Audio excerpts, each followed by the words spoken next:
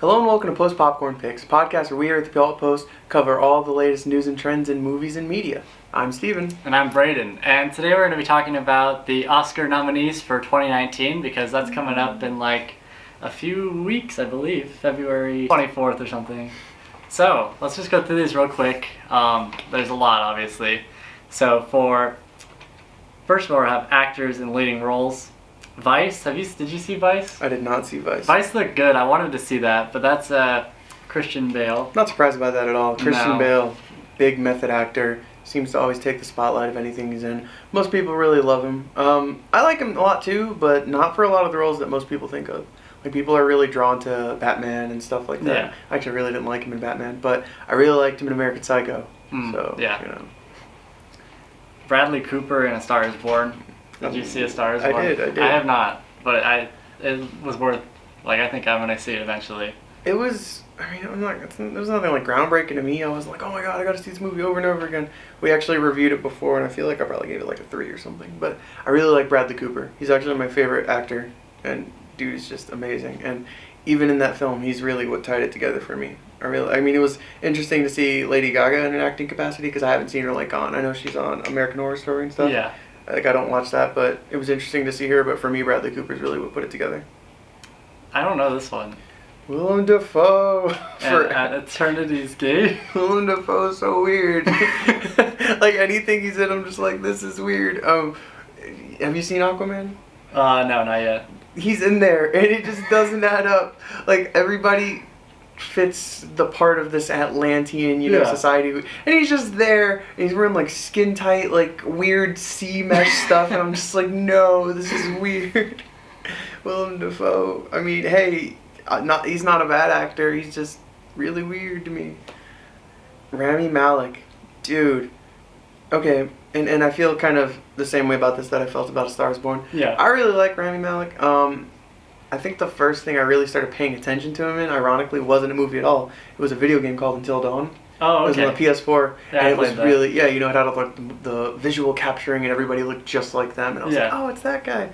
And from then on, I started giving him attention. I started watching Mr. Robot. It was pretty interesting. So here he is in Bohemian Rhapsody, another film we reviewed on here that we didn't give a lot of praise to. It's hard to watch, these biopics and stuff, and they don't really break away from the mold too much. So what can you say about Bohemian Rhapsody beyond it was a movie that told the story of Queen? Like, cool.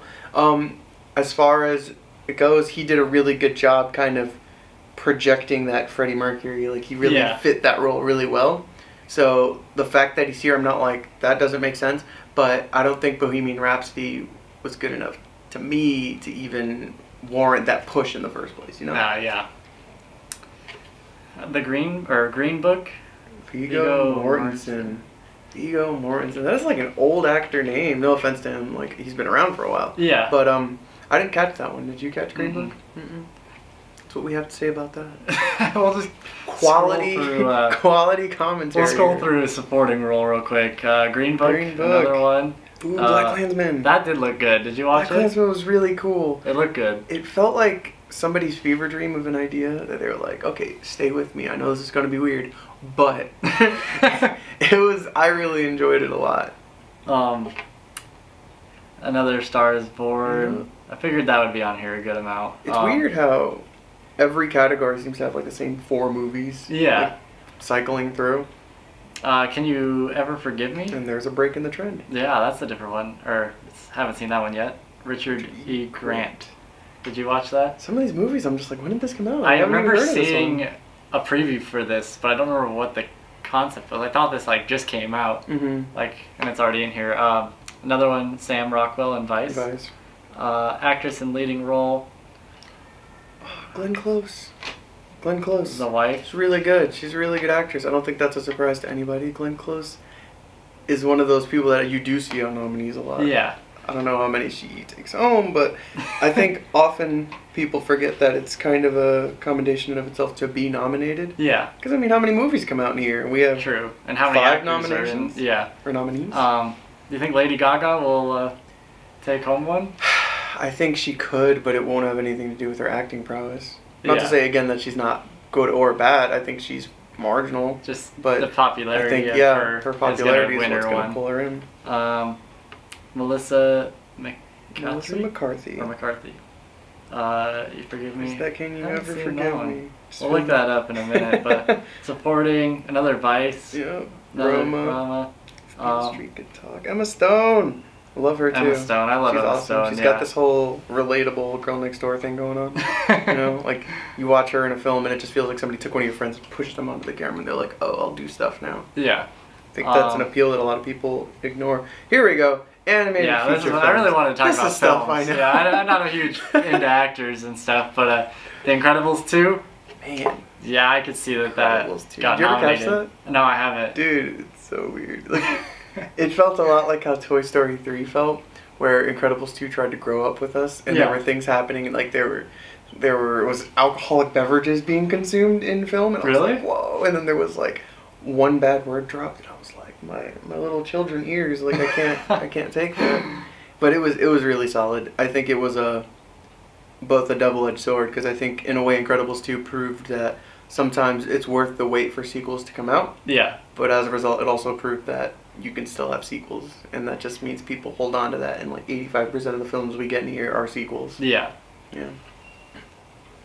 Isle of Dogs, did you ever catch that one? Weird. I didn't even hear of that one. Weird movie, all stop motion. Oh, really? It's really fascinating. I don't think this movie will ever get the amount of praise it deserves. I wouldn't be surprised if it walks away with nothing, which is a shame, because it's against some really big contenders. But Isle of Dogs is a masterpiece. It's really good. I think it's one of the only movies I've reviewed on here that I gave like a perfect score. Like, it's a really good film. It's really weird, but it's so good. And you kind of have to give praise right off the bat for stop motion film, because like, it takes first of all, so that's much not time, that's not a popular like thing to do anymore. So Yeah. when you see it and you see it done well, it's like, whoa, like that's impressive. Yeah.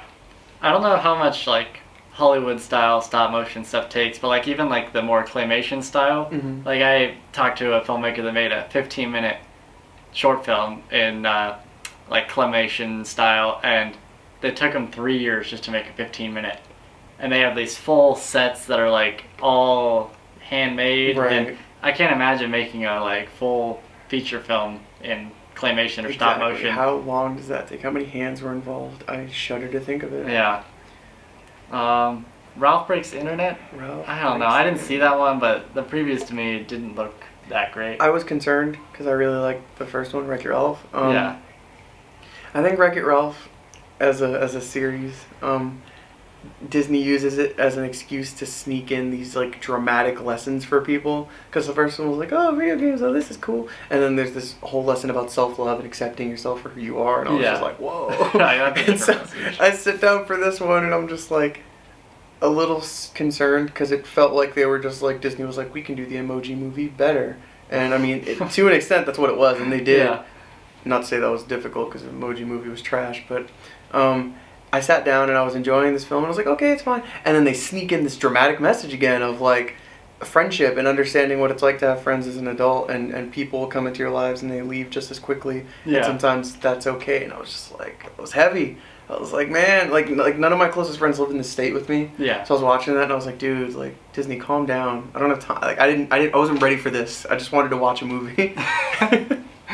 Cinematography? Wait, we can't skip past Spider-Man. Spider-Man into the Spider-Verse. That movie is gonna win. It's gonna win. I wouldn't be surprised at all. It's, oh man, you see it. It's so I'll good. see it. It's a visual buffet. It's so beautiful, and it's everything it does is just awesome. Like it caters to the comic book perspective. Yeah. So like it makes you feel like you're watching a comic book. And plenty of things have tried that in the past with what we call motion comics, where it's just like panel narration, but no, like it's incredible. There will be a moment where like he's like tapping his pencil on a counter, and as he's doing that, the little sound lines will pop like it would be in the comic book, but only as he's tapping and it vanishes. Stuff like that. It's amazing. The soundtrack is amazing. I don't know like if we'll have gotten to it, but I bet it's going to be on there for its soundtrack. Yeah. It's an amazing film. It's going to take that category for sure.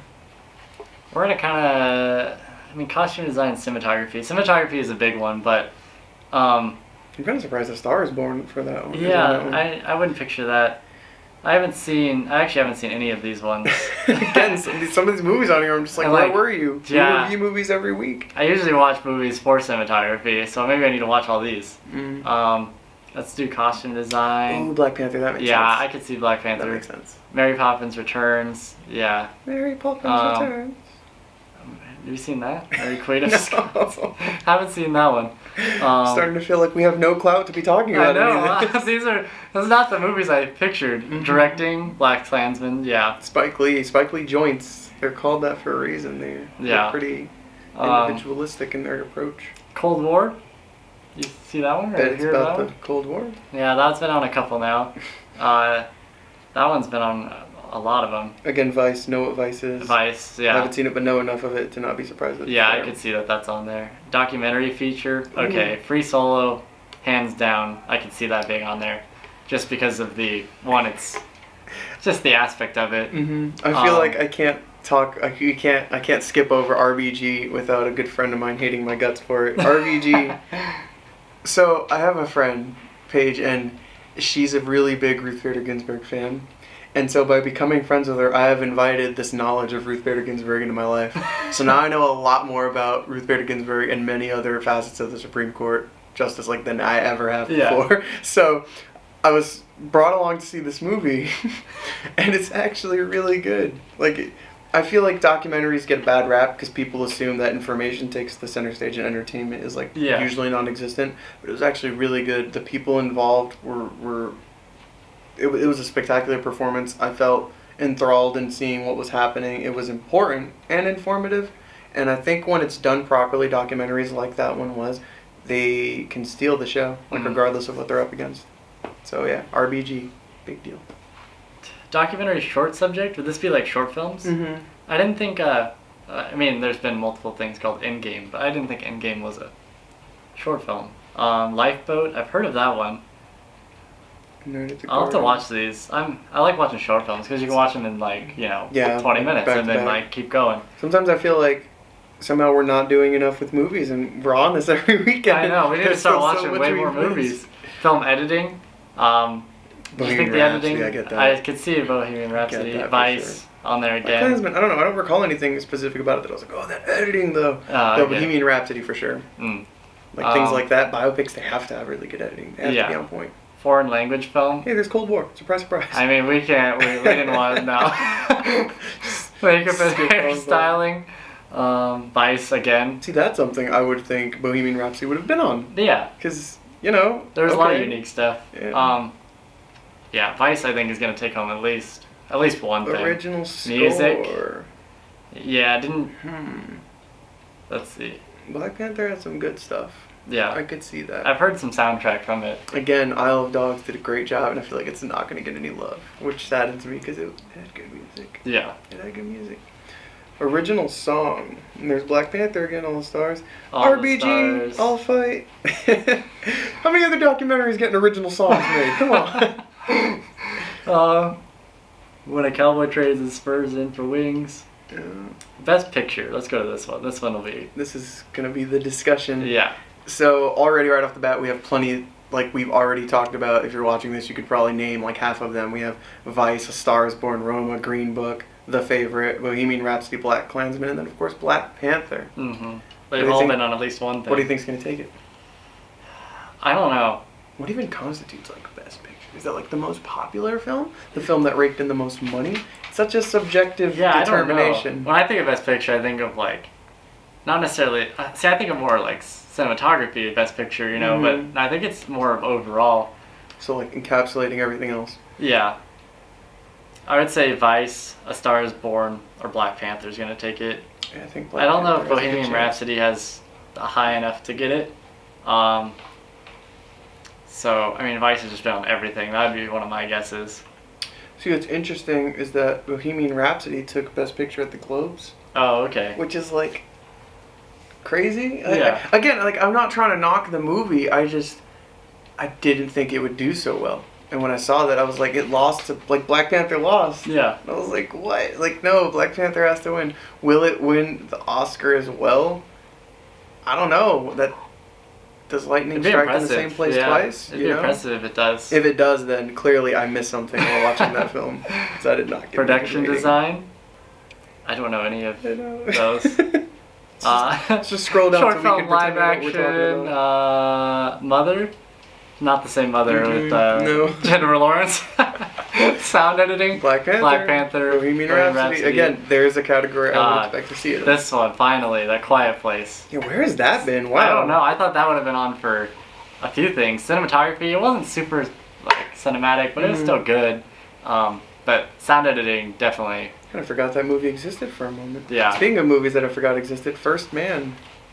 Neil Armstrong. Oh, yeah. Yeah.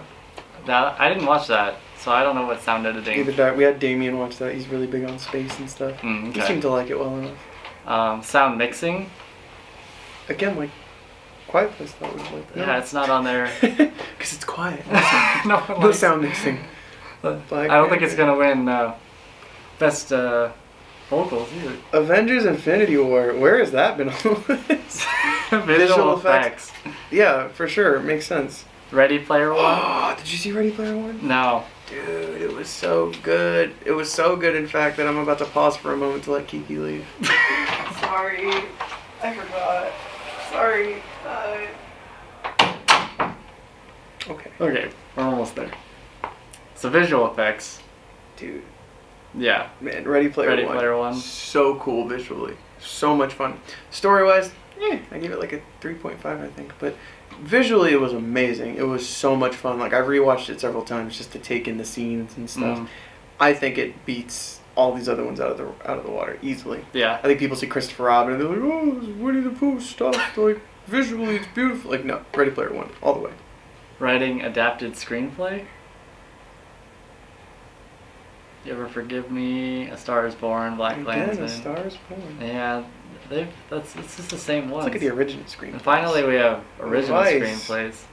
Vice, Green Book, The Favorite. So, like, Vice, I expected to see in a lot of categories like we have. Yeah. But Green Book, don't even know what that is, and it's in a lot of places. Since we're at the end, let's just look this what up. that's about. Green Book. Well, I'm not on the internet. Wow. Okay, we just watched the trailer for Green Book, and I've seen it, like, I've seen the trailer, but it actually looks really good. That was my first time seeing anything. Like, where's this film been? It said it came out Thanksgiving, so it's been like 2 months. What? Yeah. Is it just not showing where we're at? Like, I think it says boggles the mind. it's showing right down Wow, how have we not seen it? Auburn, right down the It looks road. awesome. Now I gotta watch that. Not even like for this, just for me. That Yeah. looks really good. It definitely looks like it's got a good emotional story to it, you know. Feels like there's so much going on. Like Yeah. there were like so many different stories in there that I want to see. Yeah. So I can see now how Green Book, at least for You know, original Green Book. writing. Green Book takes it all. Every category. Oh man. Alrighty, so let's just real quick. Okay, so that's pretty much it for the Oscar nominees. It's Sunday, February 24th is when the Oscars will be on. I'm excited to see what, I mean obviously Vice and Green Book and The Favorite and Bohemian Rhapsody, all of those have been on the list pretty much the whole time, but I'm excited to see if there's any like upsets, you know, something maybe that Isle sneaks of in. Dogs That can take something. maybe I need to watch other movies, you know. Yeah. So that'll be it for this episode. Please like and subscribe down below. You can follow us on social media at the Puyallup Post on Twitter, Facebook, Instagram, Snapchat, and then we'll be back next week to maybe review a movie. I don't know. We'll be talking about movies at least. Maybe we'll be talking about Green Book. We could be. We might go see Green Book after this episode. So thank you guys, and we'll see you guys later. Bye guys.